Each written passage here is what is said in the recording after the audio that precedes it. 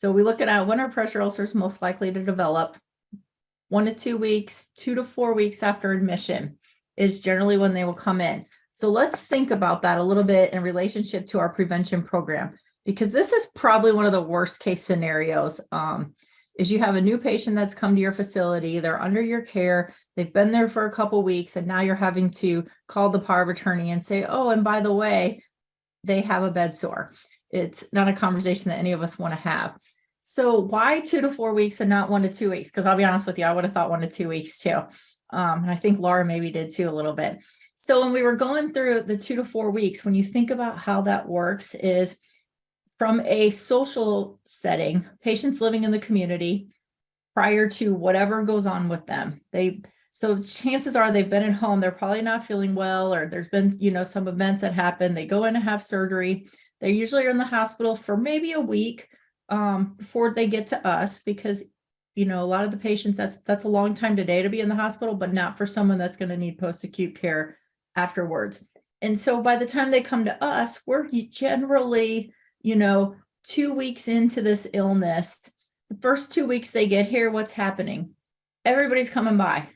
Chances are they've got the therapists are coming in, the PTs and OTs are set up the care player, the plan of care. And then we've got the PTAs, OTAs, speech is in there. We've got dietary stopping by, making sure what they like, what they don't like. Is the food going okay? Social services is stopping by, activities.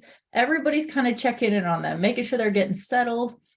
We've got primary care in there, probably doing a visit, maybe 2 visits. After they've been there a couple weeks, just like the families, they're there the first couple weeks, making sure mom and dad get settled. They've been in the hospital.